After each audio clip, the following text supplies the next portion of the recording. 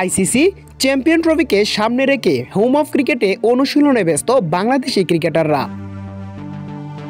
অনুশীলনে ব্যস্ত সময় পার করতে দেখা গেছে বাংলাদেশি ক্রিকেটাররা। ওপেনার তানজিদ হাসান তামিমও ঘাম জড়িয়েছেন নেটে। তবে শঙ্কা তৈরি হয়েছে সৌম্য সরকারকে নিয়ে। কিছুদিন আগে ইনজুরি থেকে ফিরে আসেন সৌম্য। যে হাতের ইনজুরির কারণে থাকতে হয়েছে মাঠের বাইরে, ঠিক ওই জায়গায় বল লাগে আবার, অর্থাৎ সৌম্য সরকার আবারও ইনজুরির শঙ্কায়। চ্যাম্পিয়ন ট্রফির আগে এমন একটি ঘটনা বাংলাদেশ ক্রিকেট এবং সৌম্য সরকারের জন্য বড় একটি দুর্ঘটনা। সৌম্যর এই ইনজুরি ভাবাতে পারে ম্যানেজমেন্টকে। তবে কি কপাল খুলতে যাচ্ছে লিটন দাসের? বিপিএলে ঝলমলে সেঞ্চুরির মাধ্যমে লিটন কুমার দাস তিনি জানান দিয়েছেন তিনি এখনও কামব্যাক করার মতো ক্ষমতা রাখেন।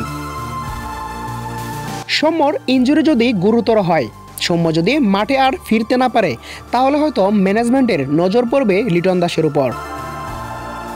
কেননা ইতিমধ্যে লিটন কুমার দাস বিপিএল এর মধ্য দিয়ে কামব্যাক করেছেন। বিপিএলে হাঁকিয়েছেন বিশাল এক সেঞ্চুরি, করেছেন একাধিক রেকর্ডও। চ্যাম্পিয়ন ট্রফির আগে সৌম্য সরকারের এমন চোট পাওয়া লিটন কুমার দাসের জন্য কপাল বই কি। তবে ম্যানেজমেন্টের আস্থার প্রতিদান দিতে কতটুকু প্রস্তুত লিটন? ইউনুস শেখ, 24 টিভি।